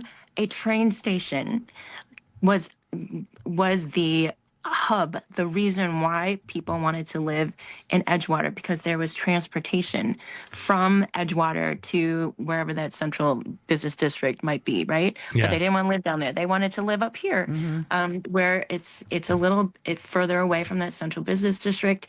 It's one of the reasons why Chicago is a fantastic place to live, because we have all these incredible neighborhoods that are very different from each other. I want to say that my neighborhoods, Edgewater and Uptown, 60660 and 60640, has one of the highest concentrations of LGBTQ plus people who live here. Girl, that's why I live there. Right? They might have moved here early on in the 60s or 70s, and they're still here, and they want to stay. Yes. And also people who are from Texas and from California and from Indiana are moving here using the Greyhound bus to get to Chicago, and people telling them, go check out Edgewater. It's really friendly up there. I want to take a census and find out where the highest concentration of trans folks live. I feel like the 48th ward would rival every single other neighborhood, because we have so many resources. We have Chicago Therapy Collective. We have Howard Brown, which is right up the street. We have the Gerber Hart library, and we have Planned Parenthood. I mean, we are a hub, and we have Andersonville, for goodness sakes. But all of Edgewater, we live in all of Edgewater. And so we want every single sidewalk to feel safe, no matter what time of the day it is. We want more housing, so we have more opportunities for more of our friends to live here, and opportunities for people to open up businesses, especially on Broadway, near the train stations, because we have room. We have room to grow, and we welcome that. Yeah. And, it sounds like you still have a lot to do and a lot that you are envisioning for the ward. Tuesday, petition season began. How is it going? I know we've kept you over a little bit, but just real quickly, how is everything going? And I know there's some upcoming events that are happening within the ward. Yeah, so I did kick off. I was really happy to kick off at Atmosphere, and I got the endorsement of the Girl, I Guess, Progressive Voter Guide, which is so huge for us in on the north side here. And also, we have been petitioning since day one. I got all of my signatures on the first day. Of course. The minimum number amount is 473. I got over 650 with my team of volunteers who've been canvassing every single precinct, and we're just going to keep going. I have many endorsements, of course, all of my people on the north side and my colleagues. I'm very grateful for that. But if you see somebody with a clipboard, they're walking around trying to get on the ballot. And that's what I need to do too. Even as an incumbent, I need to get on the ballot. So just please sign a petition to get me back on the ballot. And also you can choose to listen to what I've accomplished. I am open to having conversations at the door, at town halls, in the ward office. But the most important thing is it's election season and people need to make choices. I believe that representation matters. You know, I think that I have one of the most diverse wards. So as a mother, as a queer person, as a business owner, as a renter, as a cyclist, and as a walker, we need regular folks to sit on city council to make good decisions so that all of us will do better. Because we know when we all do better, we all do better. Yeah. Amen to that. Yeah. Well, look, and I know coming up soon, there is a back to school event for folks in the ward. For backpacks. Yes? Yes. So we love this event. It's at Buttercup Park, and it's right next to McCutcheon School. And this is a school that we've been fighting to build a gym at for many, many years. So come out if you like music, if you like kids, if you like free backpacks, come out and support our students and come out and say hello. Come on out and say hello. Well, like I said, we are 6 months away, but we are very grateful that you were out there. You were constantly throughout the ward. You were always like out there meeting people and hearing people's concerns. Thank you for that. And, as we get closer to elections, we'd love to have you back on. And we just want to thank you for all that you've done for the 48th Ward and for Chicago. Thank you. Together, we're going to make it more fun in the 48th Ward in Edgewater. Please come out also to the Edgewater Music Fest at the end of August on Broadway. It's a family-friendly event, and it's a great time. It is so much fun. I love Edgefest. It's good. I have my calendar. I got the Asian market on Thursday nights and the fest. Okay, I'm there. Thanks, Leni. Thanks, Ellen. Thank you, Scott. Alderwoman Leni Manaa-Hoppenworth of the 48th Ward, thank you so much. We are going to take a quick break, and when we come back, we'll be chatting with RJ Silva about his new play, Hail Mary Maria. So stick around. You're listening to Out Chicago right here on WCPT Heartland Signal. The Ben Joravsky Show. Governor J.B. Pritzker, am I correct that you've actually made up your mind and you know what you want to do regarding president? No. The idea of even people talking about my possibly running for president, I can come up with lots of reasons that people will say, I can't vote for that guy up front. And so I never really imagined that people would even say that. So the idea that I've made up my mind to do that is kind of just not accurate. The Ben Joravsky Show, Saturdays at 5. This summer, celebrate music, community, and unforgettable nights under the stars at Ravinia. Experience Brandi Carlile, Grace Jones and Janelle Monáe, Hugh Jackman, and Chance the Rapper, plus performances from the Chicago Symphony Orchestra all season long. Live music, iconic artists, and summer nights await in Highland Park. Tickets are on sale now at ravinia.org. Let's face it, most of the email you get stinks. You have to fill out some form, or a package is delayed, or a candidate you never heard of is asking for $5. But Heartland Signal has a newsletter, Radio Free America, that will actually make you want to open your inbox. Written by our senior political analyst, that's me by the way, we focus on the stories springing up from the states before it gets on the Beltway media's radar. That means you know tomorrow's news stories today. We try to keep it interesting. We all know the president's a bad guy, so we don't dwell on him too much. Rather, we focus on ways to address the root cause of Trumpism, like how John Ossoff figured out how to address corruption, or what state-level Democrats can do to stop gerrymandering, and why you don't have to worry about Spencer Pratt being the next Trump. And we try to keep it light, too, because let's face it, you deserve a laugh. We never share or sell your email address, and you can unsubscribe at any time. Sign up now at heartlandsignal.com/newsletter.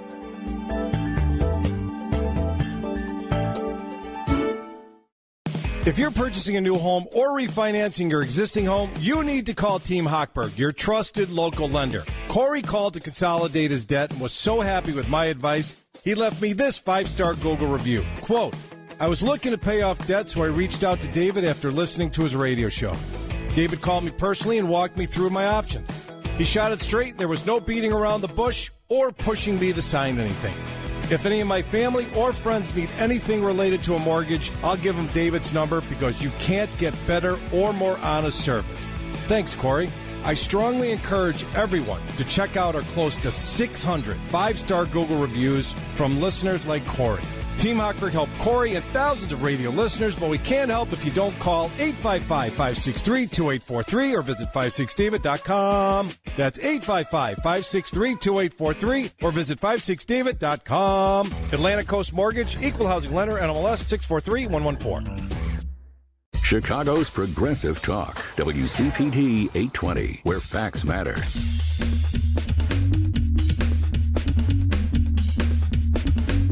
Welcome back. I'm Kim Hunt with Affinity Community Services. You're listening to Out Chicago on WCPT. Welcome back to Out Chicago. We are really, during these breaks, we are really turning into geriatric people, complaining about parking lots and people on their bikes on the sidewalk. That's right. Get off my sidewalk. That is so... Damn fool. All righty, there we are. That's us.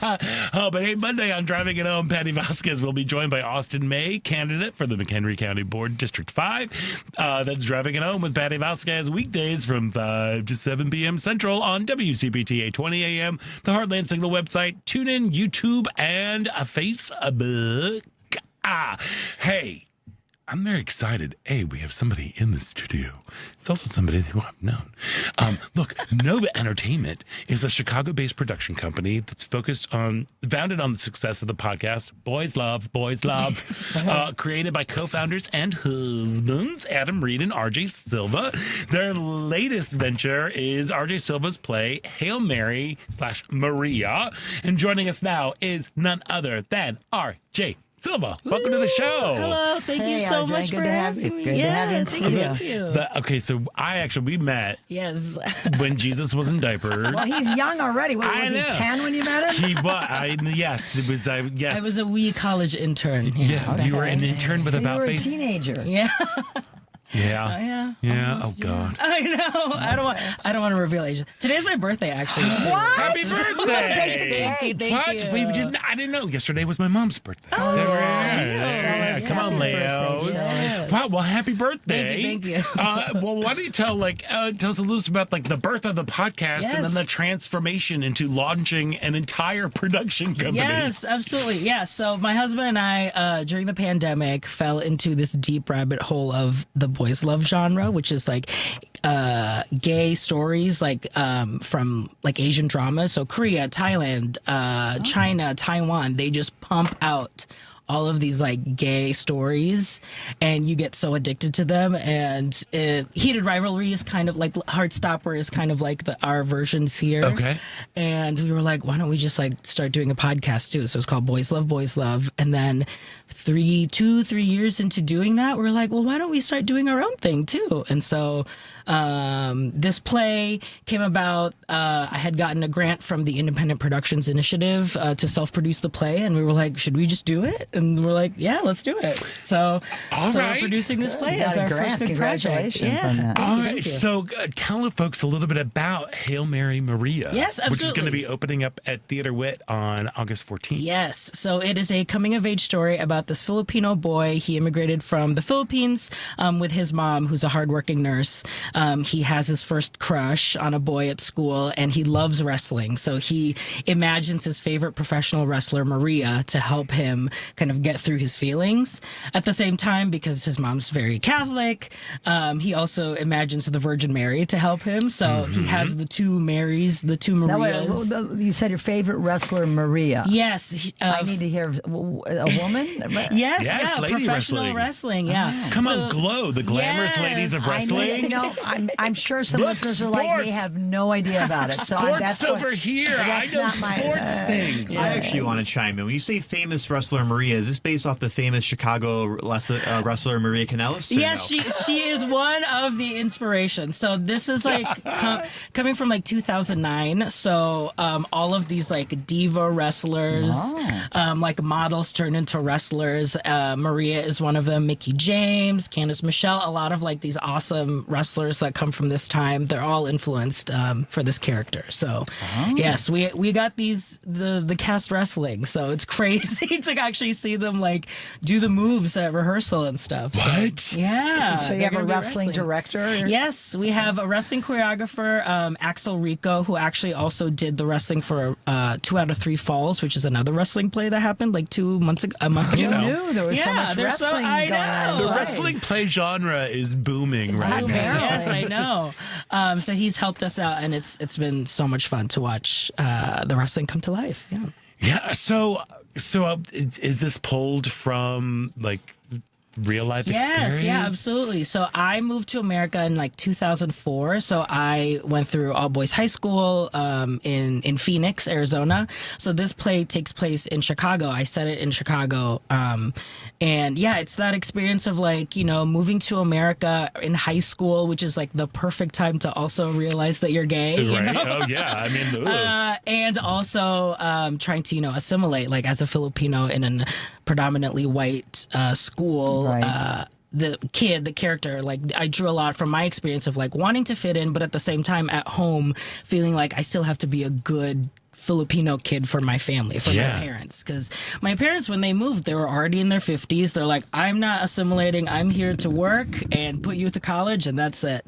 But I had to kind of be in high school and have to kind of code switch and be with everyone else. So this is kind of like my reflection of wishing that I was able to maybe, relax back then, Yeah. So what in your mind is, or even within the context of the play, Hail Mary Maria, that's going to be at Theater Wit. Yes.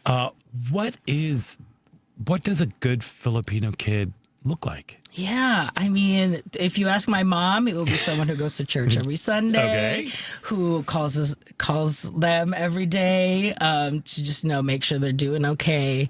I think now as like in my 30s, looking back, like I wish back then I was able to enjoy a little bit more of like the Filipino culture that I now as an adult I'm like craving. Like I've become my mother. I'm inviting people all the time. I'm like cooking all the time.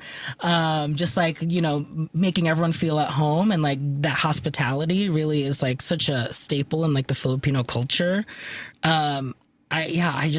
This kind of like is a way for this character kid to like can still be in both worlds and feel like he doesn't have to give up. I mean, it's hard, you want to assimilate that, and especially when you're in that vulnerable high school. Oh my gosh. And so that's your whole focus. And I think your experience is probably true of so many immigrants and people that have come. That's their focus. But then, they're like, hey, you know what? I'm feeling confident in who I am, and I really want to explore my roots and my culture. And, it's I'm sure something a lot of people can relate to that have, come here from other places. Yeah, especially now too. Chicago has such a boom on like Filipino culture, like kasama, the food scene here. The bakery. There's a bakery right by my house on Belmont and Del Sur. Yeah, they've got lines. Belmont and Southport. It's not, okay. It's called Dashi. Okay, wow. Yeah, there are lines out the door. I know. And I go inside and you see all of these Asian folks and it's so awesome. I'm like, where'd y'all come? I'm glad you have a place. Cannon near me. Cannon, absolutely. Oh my gosh, they're the best ube banana pudding. I know. Oh yeah, that banana pudding. If you haven't into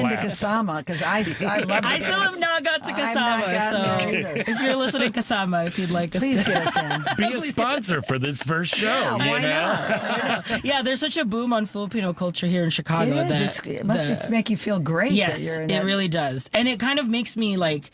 wow, I wish, back then that I appreciated more. But I think there's a time and place, like as like 100. The culture kind of grows more, then people want to learn more about it. So it felt like the perfect time to do the play too. So without giving too much away, is there a special moment in the play that you're really especially proud of? Yes. So while developing the play, there is that moment of kind of like he relies on both of these Marys, Maria, the wrestler, like who kind of like represents his confidence that he wants, that like showman, like the superstar in the ring. Yes, flamboyance, being able to be yourself. And then also the Virgin Mary, who is like very serene, ethereal, like really his moral compass. Mm-hmm. But the play actually also explores the third Mary in his life, which is mom, which like I think throughout the play he sees his mom as just like, she's there, I have to make sure that I don't disappoint her, that she's working so hard for me. But as the play progresses, she actually becomes a person that he looks up to, and it's like, oh, maybe I don't need the two Marys in my life because she embodies all of them already. Yeah. So at the end of it, like, it is a coming of age story. He does come out, but it kind of is this love letter to just like the Filipino family that, being that family again. Will your mom see it? She wants to, but it's the same week as BTS is going to be here too, and she's like, well, if I'm going, you have to get me tickets to BTS too. She's holding you ransom for BTS tickets. She's like, well, if I'm going, I'm going to have to stay all week so that I can get BTS too. And I was like, I can't get you a ticket. Oh my god. She found out I had gotten a ticket. Just come to the play, Mom. I got tickets to BTS, and she was like, you didn't get me one? I was like, I didn't know you wanted to. I thought you were a good son. I thought you were a good son. So I'm sure there'll be another opportunity for her to see it. Hilarious. Don't you bet, it sounds like both you as a playwright drawing from personal experiences, creating this world in Hail Mary, Maria, that's going to be opening at Theaterwood on August 14th. For me personally, there was, I distinctly remember a moment when my mom became a person, not just mom, but I'm like, you step back and you're like, oh my gosh, you were a single mom and you were raising 3 kids and you were working these weird shifts and blah, blah, blah. And here I am like going, oh. Yeah. That was totally me when I turned 30 and went back to my family's. My dad had turned his 70th. He had a 70th birthday, and he was just like, "I just want you here for my birthday." And so I was there at that trip, and I was just watching my parents be kind of oh my gosh, they're just adult, that transition. They're people. They're just people. They were doing their best back then, and I. Thinking back now, my parents moved when they were 50 to a completely new country, working, those crazy shifts just so that I could get to college. So you could do this. So I can do this. And so, it's such a interesting shift when you realize that, and you do have some sympathy, and it even judges media that I watch now. If I'm watching a show that is about teenagers or younger, and that they do have that family dynamic, I do see myself being more sympathetic to the parents sometimes, because it's they're all just trying their best, so it's called maturity. I know, I'm finally learning about it now. I think we all go through that because mothers are the most taken for granted human. And then I when I lost my mom, I tell people, you never realize, I lost my dad first, and then I lost my mom. I thought, well, I've lost my dad, so it's different when you lose your mom, because our mom is the one that we just kind of has always been there, and we just kind of expect them to always be there. Yeah. Totally. So it's great that you're honoring your mother while she's here. Well, you could have gotten her a ticket to BTS. I know. She did call. So when I called her today for her birthday, she was like, "Oh, so I got a ticket to BTS too. I'm going to LA." She's literally flying in for an LA show and then flying. Well, how old is she now? In her 60s? She's 70. She just turned 70. Oh my gosh. Okay. Okay, well, Come on. It's a I good told her, age. I was like, it must be so nice to be retired and just going to BTS. Following BTS around the country like a teenager. Exactly. that. I was like, you're a little too old to be doing this. And she's like, I don't No care. such I like thing. her spirit. No such thing. She's a contemporary of mine. I know, she's living What her sign best is life. She's February 22nd. What is that? Bear, Aquarius. No, it's on the cusp? it's Pisces. It's Aquarius. It's right on the cusp. Yeah, Pisces. It's Pisces. All right. I still like her though. No. So, along with just the exploration of your family dynamic, Yeah. you are also working with your husband. Oh, good. How's that going? It's been interesting. We He's met directing the show. Yes, he is too. directing the show. We met in college, actually, at Loyola. He also worked in About Face, like back in the day too. Oh my gosh, that's He so was many- in ASM for The Pride. Remember the show The Pride? Yes. But we were just roommates. I promise we were just roommates when we were in college. And then like 2 years later, we were like, oh, we're not just roommates. I have to ask, was he out? Was he out? Yes. And you were both out as roommates. He was. I was like socially, but not in my with my family. So it was a surprise to your roommate. Well, it was. But it's funny when we had finally gotten together. He had posted a Facebook back when Facebook was the official thing. meant something, yeah. And he made it, and my dad. Oh no! had a gallbladder attack. What? Okay, it's not because of that, but I'm sure it just timed out. It was a coincidence. Yes, and so I was like, okay, well then this is the real deal now. Oh, okay. And your parents obviously supportive too. Yes, they came to the wedding. That's- They ask him all the time. My dad went from like, "How's your friend?" to like, "How's Adam?" You know? Yeah. That's It's always the a small big. To see your parents show that what love is really Yes, about. Right? yeah. They've been very supportive.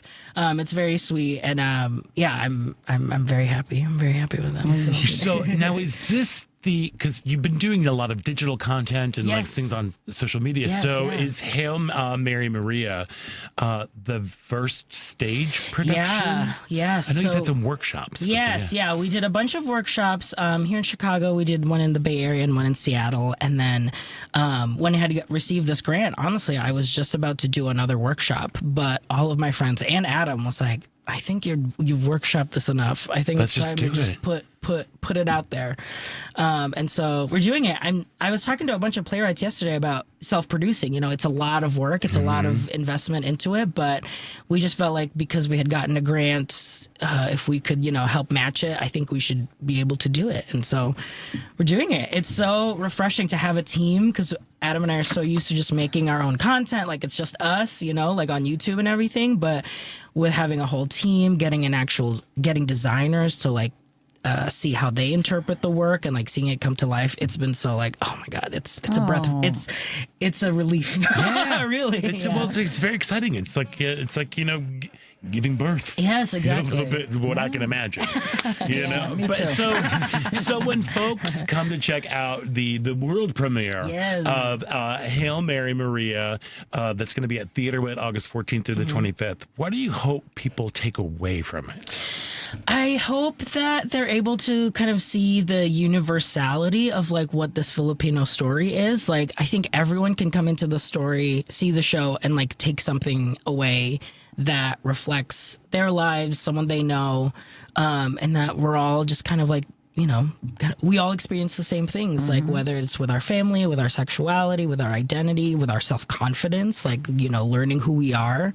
It's all universal themes, and it's not as kind of like foreign or as, because there will be a lot of Tagalog. They will be hearing the language of the Philippines. Oh, Yes. okay, So thank you. the mom and kid speak in Tagalog a lot, but kid, because he's trying to assimilate, he's Right. like trying to speak back in English, and the mom's like, no. I think So- American might be the right word. I know, Sometimes right? we don't really speak English here.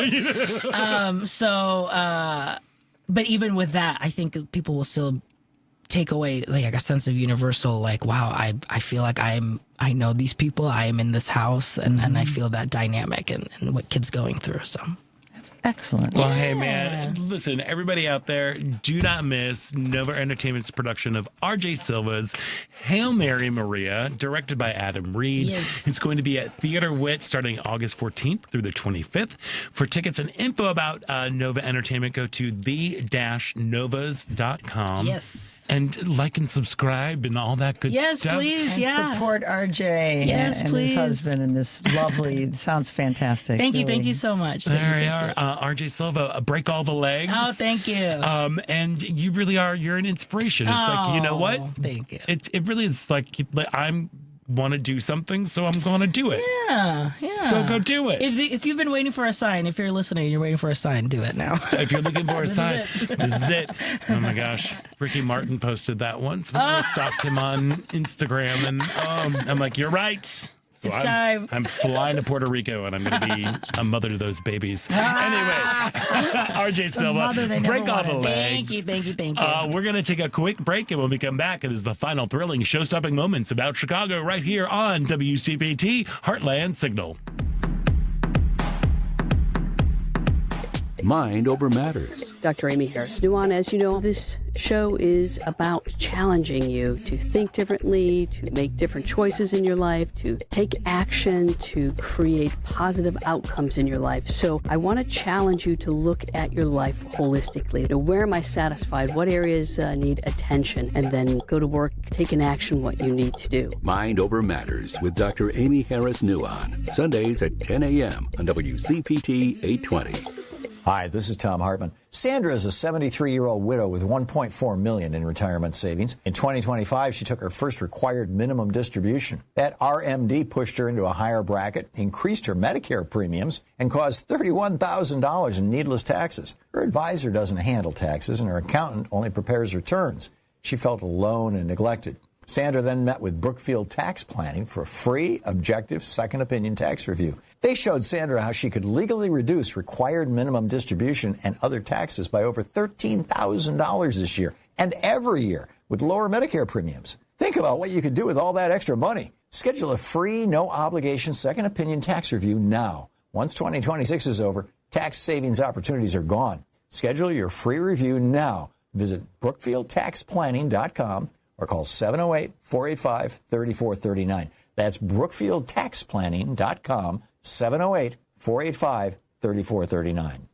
The Sports Cubicle. I heard a little rumor at some games you like to eat mustard packets. It was my first exhibition game with the Winnipeg Jets. There are times, especially early in the season, some cramping issues. And in Columbus or Edmonton, where I'd been before, pickle juice was always on the bench. So I hollered for it, and the trainer told me pickle juice isn't here, but guys have had good luck with mustard. He threw me a packet of mustard. Lo and behold, the cramps went away. But I got caught doing it on the bench, went viral. It's nice to have a 14-year playing career and be famous for mustard. The Sports Cubicle. Sunday nights at 9 on WCPT. Because facts matter. You are listening to WCPT 820.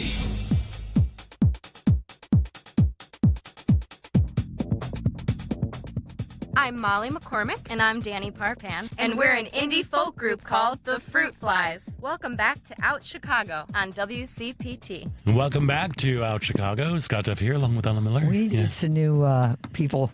We should have grabbed I know we should have grabbed RJ. Come back. You can hear our voice. Go get him. I know. That was like from our first year of The Fruit Flies. I know. They were great, but I know. where are they today? They're no longer together, They're no longer actually. together. No one has heard of them. Okay, we have to do a little revamping around here. But, Wow, you know, yeah. That's okay. There we are. What was it? I had to read something. Yeah, read Where away. did it go? Oh, there we go. There it is. Sorry. Hey, I'm just moving things around. We're talking about the fruit flies. They're doing all their stuff. And then, hey, if you haven't already, you can follow Heartland Signal on X, Facebook, TikTok, Instagram, and Threads at Heartland Signal. That's all just one word. And be sure to check heartlandsignal.com for daily updates. And while you're there, check out Heartland Signal's free newsletter. Every week, Heartland Signal's senior political analyst, Aaron Kleinman, delivers Radio Free America, highlighting stories that matter in state politics but aren't getting enough attention. So subscribe today at heartlandsignal.com/newsletters. Also, you can go back and you can listen to old episodes of Out Chicago. There are a lot of podcasts.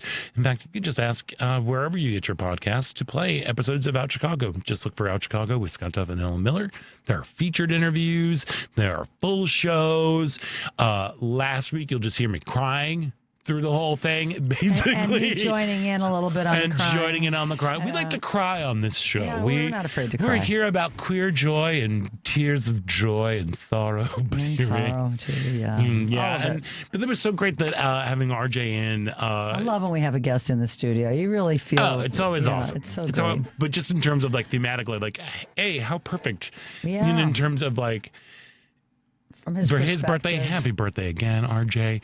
But just, yesterday was my mom's birthday, which is always like, for me, it's a day to just to remember to really, really, really be kind.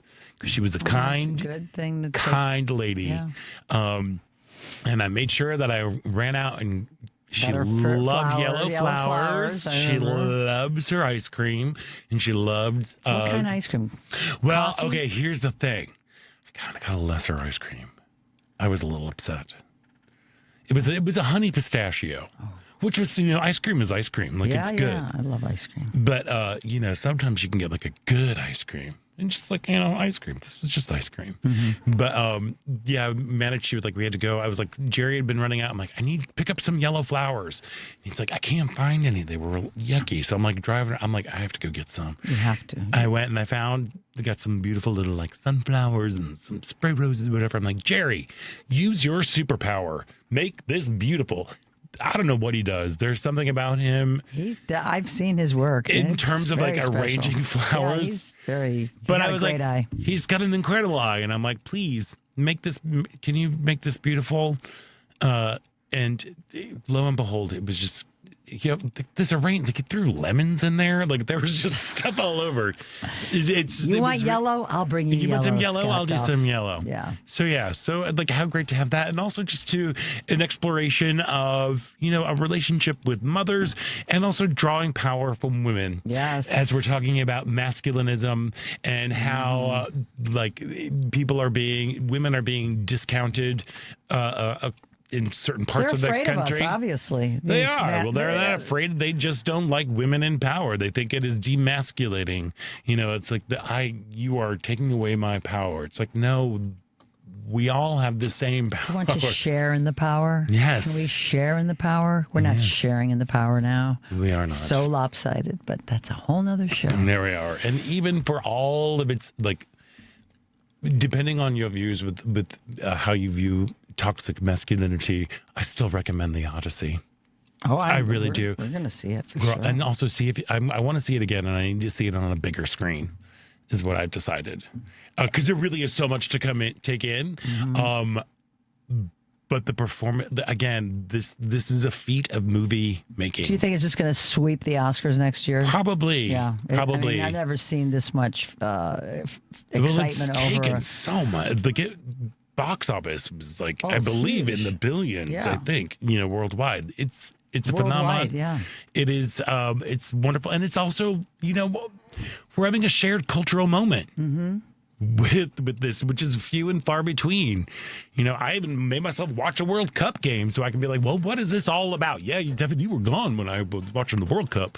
But, there's something, I just don't know. Is it filmed? It's not filmed in Greece at all, I don't think, is it? I don't know. It's filmed in a bunch of different countries. Yeah. Maybe it's filmed there somewhere. I would think it would be something filmed there, but who knows? But I mean, I don't know off the top of my head. You and your Greek citizenships, just those are my people. I know they're your people, but like, go with it.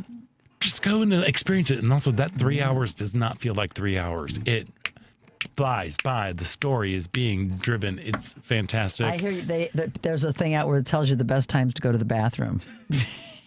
Oh, really? The best moments. Yeah, Kathy was telling me. No, see, the best moments where you can not miss so much. There you and go. To the bathroom. There you go. And hey, and while you're going to the bathroom, you also want to make sure that you're not going to miss Ellen Miller at Nelson Street Revival Thank you. On opening Saturday night in Romeoville at Romeo Fest. There you go. It was partially filmed on location in Greece. I just want the Greek people to get a little something out There of it. we go. As we all do. Yes. And that's going to do it for us today. I want to thank our guests, Alderwoman Leni Manaa-Hoppenworth and RJ Silva. Kevin, so wonderful to have you back here. Good to see you, Paul, Devin. thank you so much for everything that you're doing back Paul. there. Ellen Miller. Thank you. Sending love and community your way. I appreciate it. We are fortunate to feel as sad as we do because we have been blessed with so much love and company. Amen to that, Scott. There we are. So true. And I'm Scott Duff, and until next week, Stay proud. Around the Town Chicago with Al Beslaw. Steve, how are you? I haven't talked to you in a while. There's a great comedian does a great bit on this where, people lecture him about, don't let your dog sleep in the bed with you. His response is, what year do you think it is? Yeah, it's not 1980 where the dog is in the backyard. I meet so many young people at work that is now their child.